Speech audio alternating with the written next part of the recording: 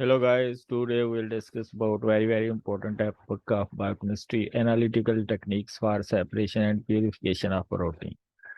And it is very important to separate and then purify the protein by using different techniques. तो आज हम सारी technique का overview करेंगे कि कौन कौन सी टेक्निक्स यूज होती हैं। तो सबसे पहले हम देखेंगे कि हम प्रोटीन को सेपरेट और प्यूरिफाई क्यों करते हैं।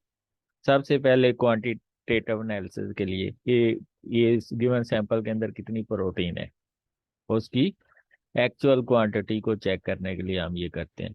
थेराप्यूटिक या क्लिनिकल यूज के इसका क्लिनिकल यूज कहाँ कहाँ पे है उसको चेक करने के लिए आप इसको करते हैं। ठीक है, मसलन इंसुलिन आपने बनाई है और सेपरेट की है और फिर उसको प्यूरिफाई किया है, तो आप उसको किस के लिए यूज करते हैं, डायबिटीज मेलाइटिस के लिए। ठीक है, इसी तरह रिसर्च पर्पस के लिए आप लेट्स सपोज कि आपने अल्फा माइलेज प्रोड्यूस किया है तो उसको डिसाइजिंग के लिए हम टेक्सटाइल इंडस्ट्री में यूज करते हैं। ठीक है, इसी तरह आपने फाइटेज बनाया है तो वो आप फीड डाइजेस्टिबिलिटी को बढ़ाने के लिए यूज करते हैं। तो सबसे पहले separation of protein from other protein and molecule is achieved by combination of several method. तो ये चार मेथड के बेस पे ना प्रोटीन को हम सेपरेट करते हैं।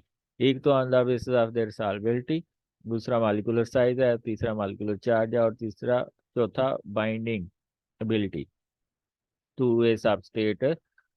यानी कि एक स्पेसिफिक सबस्ट्रेट है उसके साथ आपकी प्रोटीन, जिसको हम फिनिटी क्रोमेटोग्राफी भी कहते हैं, उसके ऊपर डिपेंड करता है।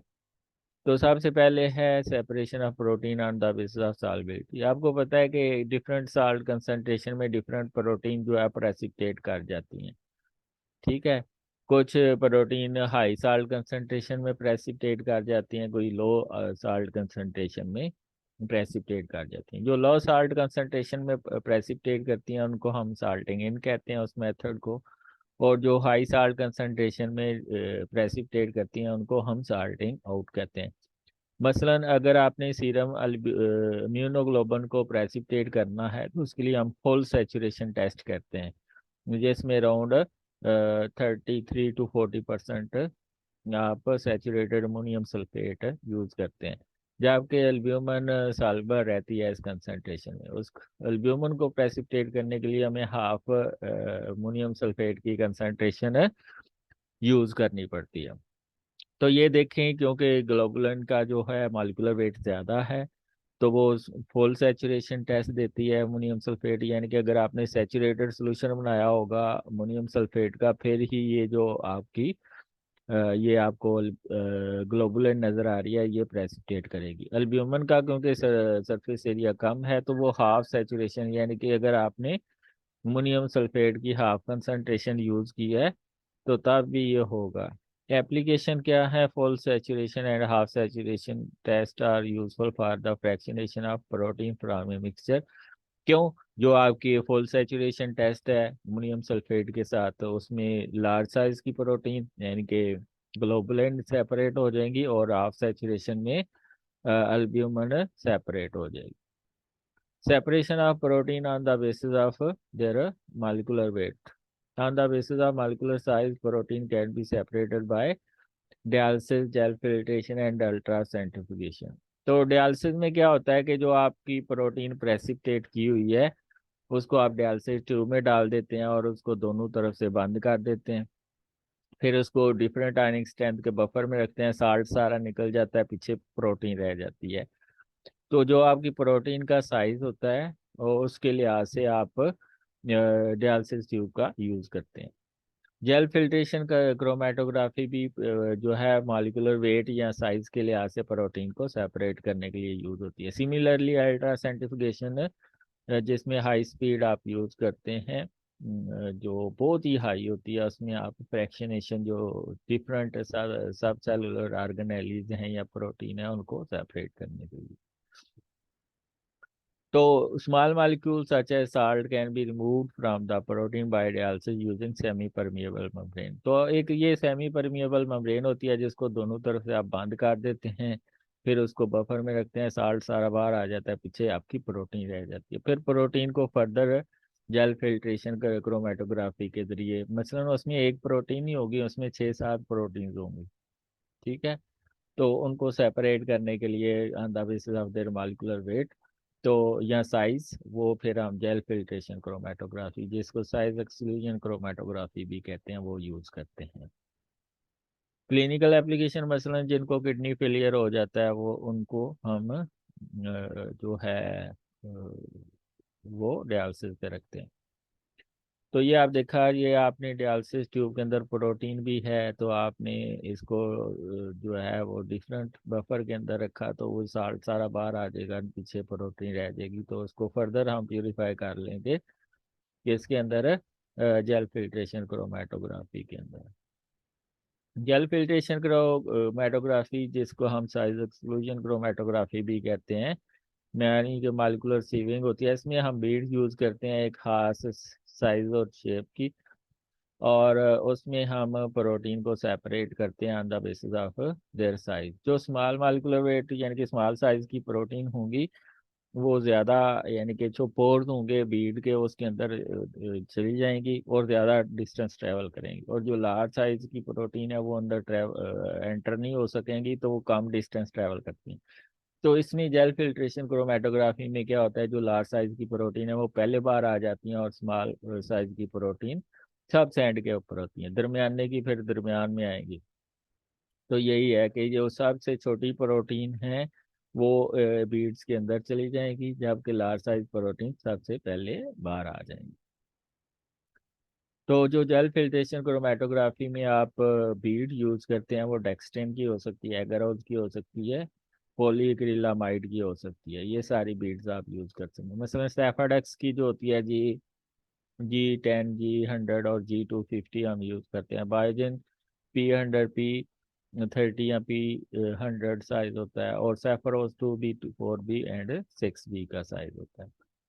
तो ये मैं आपको बता चुका हूँ कि हम जो है पहले बीड बनाते हैं, उसको बफर से इक्विलिब्रेट करते हैं, ठीक है, यानी कि उसके अंदर कोई बबल नहीं आना चाहिए, ठीक है। और फिर उसके अंदर हम सेपरेशन करते हैं प्रोटीन्स की। Application of gel filtration chromatography क्या है, डिफरेंट मॉलिक्यूलर वेट या साइज की जो प्रोटीन है उनको सेपरेट करने के लिए। Separation of protein, molecular weight भी डिटरमिन करने के लिए होता है। फॉर एग्जांपल, आपने 20 फ्रैक्शन ली हैं, उसमें थर्ड फ्रैक्शन में जो है वो सबसे लार्जर मॉलिक्यूलर वेट की प्रोटीन है, फिफ्थ में उससे कम मालिकुलर वेट की हैं, सेवन्थ में उसके से कम मालिकुलर वेट की हैं, और टेंथ में उससे कम मालिकुलर वेट की। तो मालिकुलर वेट डिटरमिन के लिए भी ये यूज होती है जेल फिल्ट्रेशन को। पहले हम स्टैंडर्ड रन करते हैं, फिर अपना सैंपल रन करते हैं, हमें पता चल जाता है कौन सी फ्रैक्शन में कौन सी प्रोटीन है। प्यूरिफिकेशन प्रोटीन, यानी कि अगर कोई उसके अंदर साल्ट लगा हुआ है तो डी साल्टिंग के लिए हम उसको यूज करते हैं, या उसके अंदर कोई और प्रोटीन है तो उसको सेपरेट करने के लिए डी साल्टिंग। अगर अमोनियम सल्फेट के कुछ मालिक्यूल लगे हुए हैं, वो जेल फिल्ट्रेशन से गुजरने के बाद वो उतर जाते हैं, ठीक है। अल्ट्रा सेंट्रीफ्यूगेशन में क्या होता है, it is based on the generation of centrifugal force as around 6 lakh that allows the sedimentation of particle or macromolecules. तो सेंट्रीफ्यूगल फोर्स क्या होती है, is the apparent outward force on the mass when it is rotated। जब वो rotate करती है तो उसके ऊपर फोर्स लगती है, जिसको हम सेंट्रीफ्यूगल, और उसकी बेस पे डिफरेंट डेंसिटी की बेस पे जो है वो प्रोटीन एंजाइम और ऑर्गेनेली या न्यूक्लिक एसिड सेपरेट हो जाते हैं on the basis of there molecular weight. जिसका मॉलिक्यूलर वेट सबसे ज्यादा होगा वो जो है वो सबसे नीचे होगा, और जिसका कम होगा वो सबसे ऊपर वाली फ्रैक्शन में होंगे। तो साइज शेप और मॉलिक्यूलर वेट के लिहाज से ये सेपरेशन हो जाती है। क्यों? क्योंकि जो सेंट्रीफ्यूगल फोर्स है उसको हम एक्सप्रेस करते हैं किसमें, सेडिमेंटेशन कोएफिशिएंट में, which is equal to v over omega square over r, यानी कि जितनी इसकी जो है स्पीड है, और डिपेंड करता है एंगुलर वेलोसिटी और डिस्टेंस, यानी कि जो सेडिमेंटेशन रेट है वो वेलास यानी कि speed divided by angular velocity का स्क्वायर, और जो डिस्टेंस होता है रोटर का सेंट्रल पोजीशन से उस पर डिपेंड करती है। तो हेमोग्लोबिन का जो सेडिमेंटेशन रेट है वो 4 × 10⁻⁻30 ये इस स्पीड पे सेपरेट हो जाएगी। रेपो न्यूक्लियोलाइसिस का जो सेडिमेंटेशन रेट है वो 2 × 10⁻⁻30 है, तो वो इस स्पीड पे जाके सेपरेट हो जाएगी। इसी तरह प्रोकैरियोट का 70 इस स्पीड के ऊपर जाके सेपरेट हो जाएगा। और यूकेरियोटिक राइबोसोम्स का जो है वो इस स्पीड पे जाके सेपरेट हो जाएगा। तो ये सेडिमेंटेशन रेट पे डिपेंड करता है, जिसमें सबका जिसका सबसे ज़्यादा मालिकुलर वेट होगा वो सबसे पहले सेपरेट हो जाएगी, फिर उससे लो मालिकुलर वेट, फिर उससे लो मालिकुलर वेट प्रोटीन, फिर सबसे लो मालिकुलर वेट प्रोटीन सेपरेट हो जाएगी। इसके लिए हम लो स्पीड पे करेंगे, इसको थोड़ी हाई स्पीड करेंगे, इससे उससे हाई स्पीड करेंगे, और इसमें सबसे हाई स्पीड जितना कम मालिकुलर वेट उतनी स्पीड हमें हाई देनी पड़ती है। ठीक है। फॉर एग्जांपल आपने एक सेल होमोजिनेट बनाया है, ठीक है, कि बाय डिसरप्शन बाय सोनिकेशन या ऑस्मोटिक शॉक दिया है, ठीक है, या होमोजेनाइजर आपने यूज़ किया है, सुक्रोज उसमें सॉल्यूशन यूज़ किया, तो वो जो सेल है वो होमोजेनाइज हो गया। पहले आपने 700 ग्राम 10 मिनट्स के लिए दिया है, तो न्यूक्लियर फ्रैक्शन सेपरेट हो गया। फिर आपने दूसरी फ्रैक्शन की है, दूसरी फ्रैक्शन में क्या है, आपने जो आरपीएम रखी है वो 15,000 ग्राम, ये राउंड अबाउट 14,000 RPM के इक्वल होता है, 15 मिनट के लिए दिया है, तो उसमें माइटोकॉन्ड्रियल फ्रैक्शन स्टार्ट जो है सेपरेट हो गया। फिर आपने राउंड 1,60,000 के लिए दिया है, तो माइक्रोसोमल फ्रैक्शन सेपरेट हो गया। ठीक है। और एंड के ऊपर आपके पास जो आएंगे माइक्रोसोमल, जो सबसे छोटे होते हैं, वो फ्रैक्शन आ जाएगी। तो इसको चेक करना है कि वाकई वो फ्रैक्शन आई है कि नहीं, तो उसके लिए आप न्यूक्लियर फ्रैक्शन में डीएनए पॉलीमरेज होगा, माइटोकॉन्ड्रियल फ्रैक्शन में ग्लूटामेट डिहाइड्रोजनेज होगा, राइबोसोमल में ग्लूकोज 6 फास्फेटेज होगा, और साइटोसोलिक फ्रैक्शन में हेक्सोकाइनेज होगा। तो ये अगर आपने चेक करना है कि वाकई ये फ्रैक्शन हुई है, तो ये आप चेक कर सकते हैं। क्रोमेटोग्राफिक सेपरेशन ऑफ प्रोटीन क्या होती है, is analytical technique dealing with the separation of closely related compound from a mixture of protein peptide and amino acid. यानी कि अगर हम मिक्सचर के अंदर से एक पर्टिकुलर प्रोटीन या एनालाइट को सेपरेट करना चाहते हैं on the basis of interaction of two phases, one is stationary phase and other is mobile phase, तो उसको हम क्रोमेटोग्राफी कहते हैं। ये क्रोमेटोग्राफी की टाइप्स हैं। तो इसकी टाइप्स होती हैं partition, adsorption, ion exchange, gel filtration, affinity और एचपीएलसी। जो पार्टीशन है उसकी आगे तीन टाइप्स हैं, paper chromatography, thin layer chromatography and gas chromatography. Paper chromatography में आगे दो टाइप्स हैं, one dimensional and two dimensional. One dimensional ascending हो सकती है, डिसेंडिंग हो सकती है, यानी कि अगर वो ऊपर की तरफ जा रही है तो मोबाइल फेज, तो असेंडिंग जो मोस्टली होती है, और अगर मोबाइल फेज ऊपर से नीचे की तरफ आ रही है तो उसको हम डिसेंडिंग कहते हैं। टू डायमेंशनल पे एक डिमेंशन में रन किया, फिर आप उसको रोटेट करते हैं 45 के एंगल पे, फिर दूसरी डिमेंशन पे उसको रोटेट करते हैं। पार्टीशन में एक और थिन लेयर क्रोमेटोग्राफी भी होती है, और गैस क्रोमेटो, जिसमें हम mobile phase as a gas use करते हैं। ठीक है। एडजॉर्प्शन में आपके पास दो आ जाती हैं, कॉलम और टीएलसी। एडजॉर्प्शन में आपके पास कॉलम और टीएलसी आ जाती है। ठीक है। तो कॉलम में आपकी बहुत सी टाइप्स आगे आ जाती हैं, आयन एक्सचेंज, ये भी जिसमें हम रेजन यूज करते हैं, और जेल फिल्ट्रेशन जिसमें हम मॉलिक्यूलर बीड्स यूज करते हैं, अफिनिटी जिसमें हम कोई सबस्ट्रेट यूज करते हैं, और एचपीएलसी जिसमें हम हाई प्रेशर यूज करते हैं मोबाइल फेज को देने के लिए, लिक्विड मोबाइल फेज को देने के लिए हम हाई प्रेशर यूज करते हैं। ठीक है। Basic of classification of chromatography, the physiochemical interaction, adsorption, partition, ion exchange, molecular sieving, affinity. Nature of stationary phases में पेपर है, थिन लेयर क्रोमेटोग्राफी और कॉलम है। Nature of both stationary and mobile phase, gas liquid chromatography. Applications क्या है chromatography techniques के, use for separation of protein, peptide, amino acid and carbohydrate, purification of protein, enzyme, immunoglobulin, membrane, acceptor and nucleic acid, determination of molecular weight of protein, analysis of hormone, brain amines, vitamin and drugs, quantitative and qualitative analysis of complex mixture of protein, in clinical laboratory for the identification of amino acid, जिसमें amino acid urea है जो कि diseases हैं like neutral amino acid का अगर pump खराब है तो उसमें हम फिनाइल जो है एलानिन का लेवल चेक करते हैं, पेप्टाइड ट्रिप्टोफान का लेवल चेक करते हैं, protein sugar and drugs in serum or urine in biological fluid. Principle of chromatography जो हम यूज करते हैं, it consist of mobile phase and stationary phase. Mobile phase क्या होती है? Refer to the mixture of substances dissolved in the liquid और gas, तो उसको हम क्या कहते हैं? Mobile phase. Stationary phase a porous solid matrix through which a sample contained in the mobile phase percolate, यानी कि वो एल्यूमिना की हो सकती है, वो सिलिका की हो सकती है, जिसके ऊपर जो है वो आपका मोबाइल फेज चलती है और अपने एनालाइट को ऊपर लेके जाती है। तो मोबाइल फेज और स्टेशनरी फेज की बेस पे हम जो है वो सेपरेट करते हैं प्रोटीन को। Interaction between stationary phase and mobile phase, अगर आपके एनालाइट की स्टेशनरी फेज के साथ इंटरेक्शन ज़्यादा है तो वो ज़्यादा टाइम लेगा सेपरेट होने के लिए। अगर उसकी मोबाइल फेज के साथ इंटरेक्शन ज़्यादा है वो कम टाइम लेगा सेपरेट होने के लिए। तो वो डिपेंड करता है कि मोबाइल फेज के साथ इंटरेक्शन ज़्यादा है या स्टेशनरी फेज के साथ।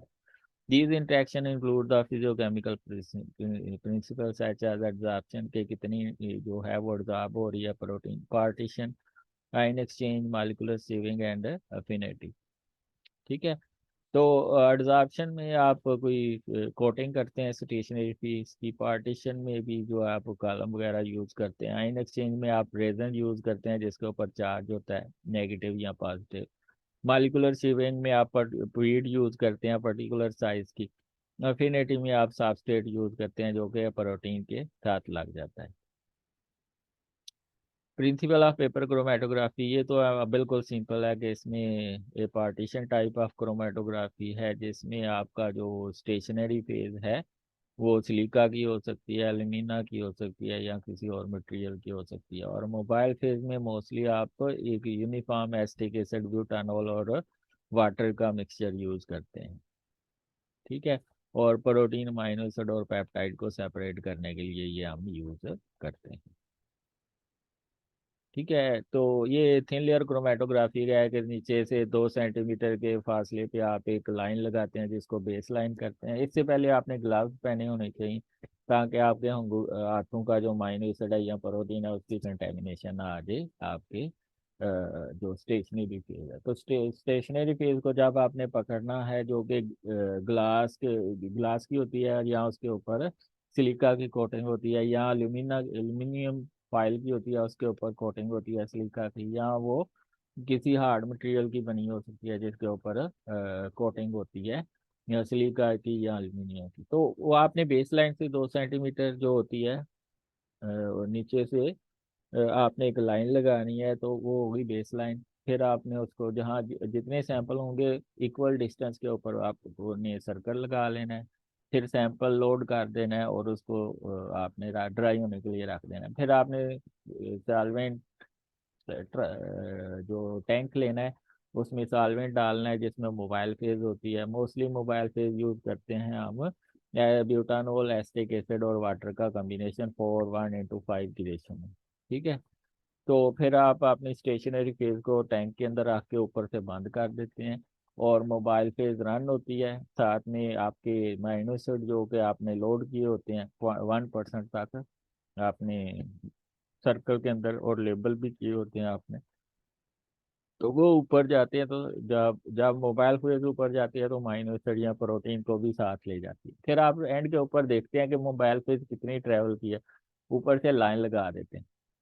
फिर आप RF वैल्यू मेजर करते हैं कि कौन से माइनस एसिड की कितनी RF वैल्यू। RF वैल्यू होती है कि आपका जो एनालाइट है उसने कितना डिस्टेंस ट्रेवल किया है डिवाइडेड बाय जितना मोबाइल फेज ने ट्रेवल किया है, वो डिस्टेंस आप जो है हर माइनस एसिड की और प्रोटीन की पर्टिकुलर मोबाइल फेज के लिए जो RF वैल्यू है वो कांस्टेंट होती है। ये देखें, ये आपकी मोबाइल फेज ट्रेवल किया है, ये तीनों जो है वो माइनो एसिड सेम है क्योंकि उन्होंने इक्वल डिस्टेंस ट्रेवल किया है। ठीक है, नहीं ये तो ये कह रहा है कि ये सेंडिंग है और ये डिसेंडिंग है। ठीक है, तो अगर एक ही लाइन में तीनों माइनो एसिड ये लेट्स सपोज के रन हो गई है, तो अगर तीनों माइनो एसिड एक ही लाइन में आ गए हैं तो तीनों माइनो एसिड सेम होंगे। बहरहाल ये तो बता रहा है कि अगर ऊपर की तरफ जा रहे हैं तो वो मोबाइल फेज ऊपर की तरफ जा रही है तो वो असेंडिंग है, और अगर मोबाइल फेज नीचे की तरफ आ रही है तो वो डिसेंडिंग क्रोमेटोग्राफी। तो फिर आप अगर आप टू डायमेंशनल में करेंगे तो उसको 45 के एंगल में आप रोटेट कर देंगे, तो जो इसमें सेपरेशन जो है कम्प्लेक्स प्रोटीन की इजी हो जाती है। अगर क्राउडिंग ऑफ प्रोटीन ज़्यादा है तो आप टू डायमेंशनल क्रोमेटोग्राफी भी यूज कर सकते हैं। सर्कुलर क्रोमेटोग्राफी में क्या होता है कि ये सर्कुलर आपके पास क्रोमेटोग्राम होता है, यानी कि स्टेशनरी फेज को आप क्रोमेटोग्राम भी कह सकते हैं। तो उसके सेंटर में आप सॉल्वेंट देते हैं और ये सेंटर में ही जो है वो बेस लाइन लगाते हैं।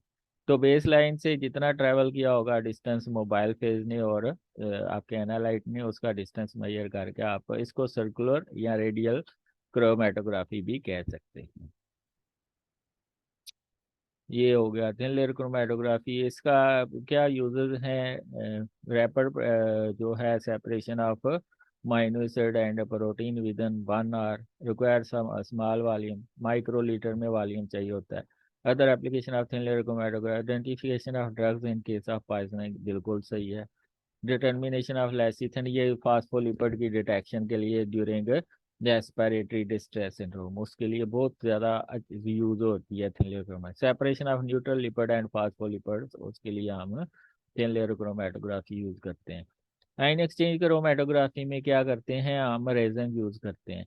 जो A9 एक्सचेंज होता है उसके ऊपर पॉजिटिव चार्ज होता है। कौन सा चार्ज होता है, ये देखें आर रेजन है, इसके ऊपर पॉजिटिव चार्ज होता है। जिसके ऊपर A9 लगा होता है वो उसका ऊपर जो उसकी स्ट्रेंथ है वो कम हो जाती है। तो जब आप इसके अंदर से गुजारते हैं कोई A9 जिसके ऊपर नेगेटिव चार्ज होता है, तो वो इसको रिप्लेस करके खुद लग जाता है।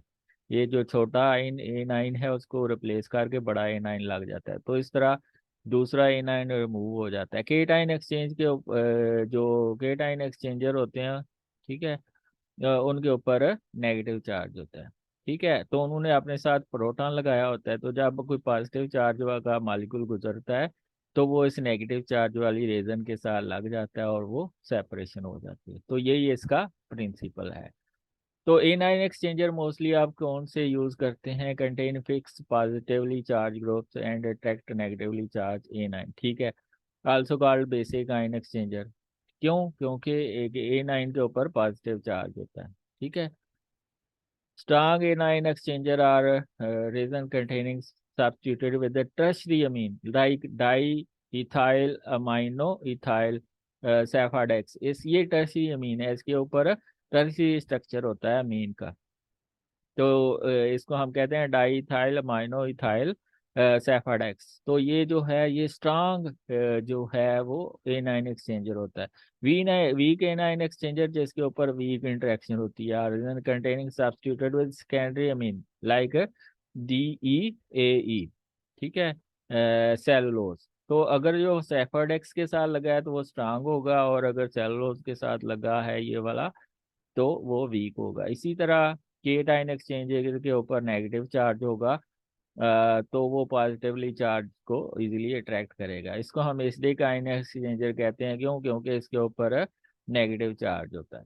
स्ट्रांग जो केटाइन एक्सचेंजर्स होते हैं उसमें कौन कौन से होते हैं? Resin containing substituted with sulphonic acid group like sulphonated polystyrene, जहाँ डोवैक्स 50 है। Weak cation exchanger are resin containing substituted with carboxylated groups। इसमें सल्फोनेटेड ग्रुप होते हैं और इसमें कार्बोजाइलेटेड ग्रुप्स होते हैं जो सेफाडेक्स के साथ लगे होते हैं, ठीक है। तो ये है अगर आयन एक्सचेंज क्रोमेटोग्राफी का प्रिंसिपल्स। तो ion exchange chromatography separation is carried out in the column filled with ion exchange resins carrying either anionic और केटायनिक ग्रुप, ठीक है। तो A9 एक्सचेंजर के ऊपर आपको मैंने बताया कि पॉजिटिव चार्ज होता है, तो वो नेगेटिव चार्ज मॉलिक्यूल को सेपरेट करने के लिए, और केटायन एक्सचेंजर के ऊपर जो है नेगेटिव चार्ज होता है और वो पॉजिटिवली चार्ज मॉलिक्यूल को सेपरेट करने के लिए सेपरेट यूज होते हैं, ठीक है। तो ये इसका प्रिंसिपल है, मैं आपको ऑलरेडी बता चुका हूँ कि जब आप प्रोटीन को डालते हैं तो अगर नेगेटिव चार्ज है, ठीक है, तो वो केटाइन एक्सचेंजर के ऊपर लग जाएगा, और जब लग जाएगी तो वो बकाया इम्प्योरिटीज नीचे आ जाएंगी। फिर जो आपकी प्रोटीन लगी हुई है उसके लिए आप हाई आयनिक स्ट्रेंथ का बफर यूज करते हैं, तो वो भी बॉन्ड टूट जाता है और वो प्रोटीन प्यूरिफाई होकर नीचे आ जाती है, ये लाइक दिस, ठीक है। तो आयन एक्सचेंज क्रोमेटोग्राफी जो है वो separation of protein, enzyme, hormone और एंटीबॉडी के लिए यूज होती है। इसके अलावा अमीनो एसिड जिनके ऊपर पॉजिटिव या नेगेटिव चार्ज होता है, determination of molecular weight of protein जिनके ऊपर पॉजिटिव या नेगेटिव चार्ज होता है, डीसाल्टिंग यानी कि साल्ट को रिमूव करने के लिए होता है, कंसंट्रेशन एक प्रोटीन की बढ़ाने के लिए यूज होता है, ठीक है। इसके लिए भी इसके अलावा प्रिपरेशन ऑफ डीआयोनाइज्ड वाटर के अंदर जो आयंस है उनको रिमूव करने के लिए, preparation of ultra pure metal free reagent, separation of vitamin, ये सारे इसकी फिनिटी क्रोमेटोग्राफी बिल्कुल सिंपल है। इसमें हम क्या करते हैं, स्पेसिफिक सबस्टेट या लिगेंड यूज करते हैं, सबस्टेट सबस्टेट या लिगेंड यूज करते हैं जो कि आपकी प्रोटीन के साथ लग जाता है। तो वो हम बीट के साथ लगा देते हैं, तो जब प्रोटीन गुजरती है तो जिस प्रोटीन का सबस्ट्रेट लगा होता है बीट के साथ वो प्रोटीन उसके ऊपर लग जाती है, बकाया प्रोटीन फिर नीचे आ जाती है, और इस तरह उसको हम प्यूरिफाई कर लेते हैं। मसलन ये आपके पास 3 प्रोटीन थी, उसमें से इस लिगेंड की जो है ये जो सबस्ट्रेट है या लिगेंड है इसकी इसके साथ इंटरेक्शन थी, ये लग गई, अब बकाया सारी रिमूव हो गई हैं। तो ये एंड के ऊपर आप जब ल्यूशन बफर यूज करते हैं तो ये सेपरेट हो जाती हैं आपके पास। टाइप्स ऑफ फिनिटी क्रोमेटोग्राफी, इसमें इम्यूनोफिनिटी क्रोमेटोग्राफी है। इम्यूनिटी का मतलब होता है एंटीजन एंटीबॉडी रिएक्शन, यानी कि इसमें एंटीबॉडी बीड के ऊपर लगा देते हैं और आपकी जो प्रोटीन है वो बाइंड कर जाती है एंटीबॉडी के साथ। Compound that simple biological ligand on solid material and enzyme और प्रोटीन, यानी कि इसमें जो रिजेम्बलेंस होती है लिगेंड्स की वो यूज हम करते हैं। Metal chromatography, metal ion on the solid spot and bind to the specific metalloprotein, मसलन हेक्सोकाइनेज है उसका को फैक्टर है मैग्नीशियम, तो मैग्नीशियम लगा देंगे अगर आप इसके ऊपर बीट के ऊपर, तो हेक्सोकाइनेज सेपरेट हो जाएगा, हेक्सोकाइनेज क्या हो जाएगा, सेपरेट हो जाएगा। Purification of proteins and immunoglobulin antibody membrane after regulation of glycoprotein like lectin जो है वो सारी ग्लाइकोप्रोटीन को सेपरेट, अगर आप बीट के ऊपर लैक्टिन लगा देंगे तो वो ग्लाइकोप्रोटीन को सेपरेट कर देगा, ठीक है। अगर इम्यूनोग्लोबुलिन को आपने सेपरेट करने के लिए करना है उसके लिए प्रोटीन ए यूज करते हैं अगर उसके ऊपर, तो प्रोटीन ए जो है वो immunoglobulin IgG IgM IgD IgE ये सब सेपरेट कर ले। Purification of vitamin, nucleic acid and drugs के लिए आप फिनिटी क्रोमेटोग्राफी यूज करते हैं। तो ये आप देख सकते हैं application of affinity chromatography, isolation of glycoprotein by lectin protein, purification of immunoglobulin by protein A जो कि बीट के ऊपर लगी होती है। हाई परफॉर्मेंस क्रोमेटोग्राफी क्या होती है, ये एक ऐसी टेक्निक होती है जिसमें हाई प्रेशर यूज होता है मोबाइल फेज को आगे ले जाने के लिए। तो जब वो आगे जाती है कॉलम से गुजरती है तो अपने साथ एनालाइट को भी जो है आपने इंजेक्ट किया उसको ले जाती है, और जब वो कॉलम से गुजरता है तो एक पीक आती है, तो वो फिर आपको बताती है कि ये कौन सा अमाइनो एसिड प्रोटीन या एनालाइट है। Is a chromatographic technique carry out A high pressure using column with the teeny beads of matrix and automated equipment that enable highly reproducible profile। तो इसमें क्या होता है कि आप ऊपर से सॉल्वेंट रेजरवेयर यूज करते हैं जिसके अंदर डिफरेंट सॉल्वेंट होते हैं, लाइक एसो नाइट्रल हो गया या ब्यूटानोल हो गया या डिस्टिल वाटर हो गया, तो वो आप यूज करते हैं। वो ऊपर आपकी मोबाइल फेस पड़ी होती है, नीचे प्रेशर जनरेटर के लिए प्रेशर पंप होता है, ठीक है, वो हाई जो प्रेशर देता है सॉल्वेंट को, जैसे वो मूव करती है आगे मोबाइल से, नीचे से एनालाइट आ रहा होता है वो भी साथ उसको लेके जा रही होती है। जो ही वो कॉलम से गुजरती है तो पीक आती है डिटेक्टर के ऊपर, तो वो पीक पहले स्टैंडर्ड को रन करते हैं, पीक को नोट करते हैं, फिर आप सैंपल को रन करते हैं, जिस स्टैंडर्ड के साथ पीक मैच करती है तो आप कहते हैं कि ये वो वाला एनालाइट है। तो ये चीज़ें इसमें हम यूज़ करते हैं। हाई परफॉर्मेंस सॉल्वेंट रेजर्वायर है, हाई प्रेशर पंप है। इससे पहले हम डीगैसर लगा देते हैं कि मोबाइल फेज के अंदर कोई अगर बबल आ रहा है तो उसको रिमूव कर लें ताकि आपका कॉलम जो है ब्रेक होने से बच जाए। सैंपल इंजेक्शन लूप है, सैंपल के अंदर भी बबल नहीं होना चाहिए, वो कॉलम से गुजरता है, डिटेक्शन होती है और रिकॉर्डर जो है वो अपना सिग्नल रिकॉर्ड कर लेता है। Application of high performance liquid chromatography for quick and satisfactory fractionation of protein and peptide। इसको आप में पूरा भरोसा होता है HPLC के ऊपर। Separation of amino acid bioamine polyamine and neuropeptide hormone, separation of carbohydrate drugs and steroid. तो ये सारा इसकी एप्लीकेशन है। Principle of electrophoresis separation of protein. तो आपको पता ही है कि अगर आइसोइलेक्ट्रिक पॉइंट से पीएच कम है तो पॉजिटिव चार्ज होगा, और अगर आइसोइलेक्ट्रिक पॉइंट से प्रोटीन के ऊपर चार्ज पीएच आइसोइलेक्ट्रिक पॉइंट से ज़्यादा है तो नेगेटिव चार्ज होगा।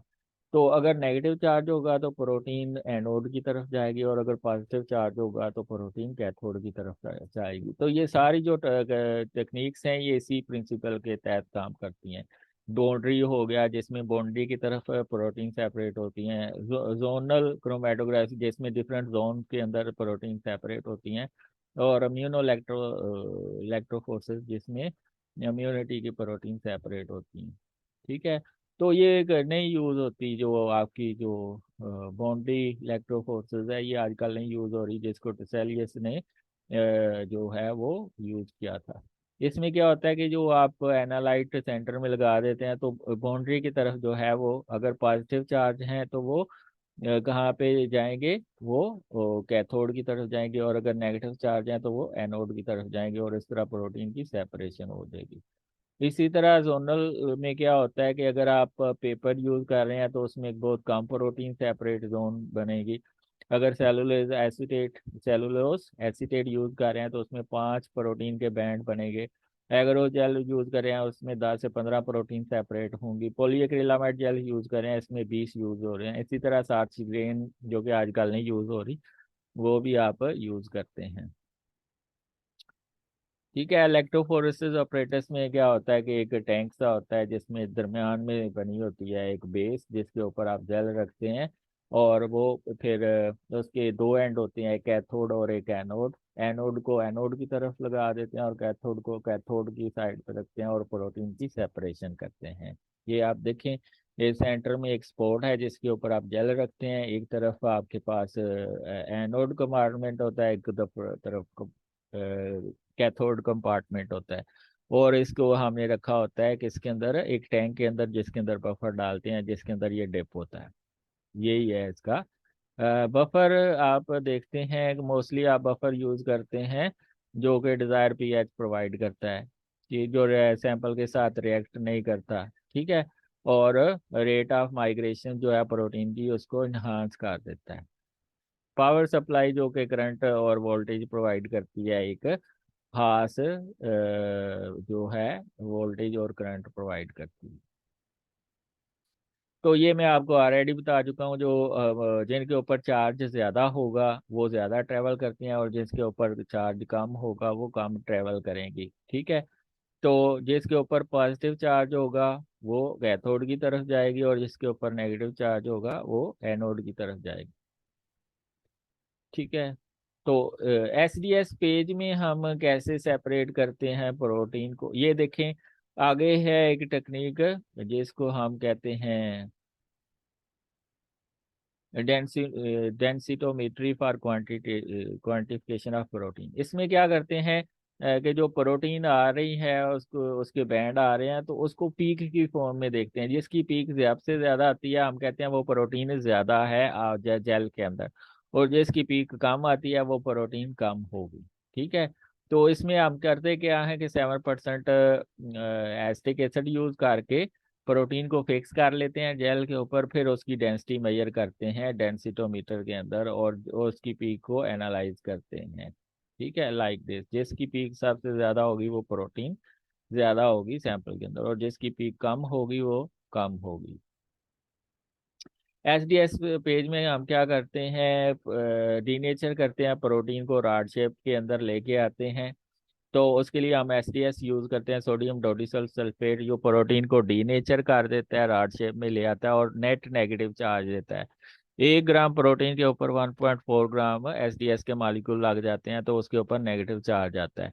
फिर हम जेल बनाते हैं, उसमें एक्रिलामाइड, बेसिक एक्रिलामाइड होते हैं, और जो उसमें हम टैमड यूज करते हैं और एपीएस यूज करते हैं पॉलीमराइजेशन के लिए, और साथ में थोड़ा सा एसडीएस यूज करते हैं। और ये फिर हम इसके लिए जेल बनाते हैं।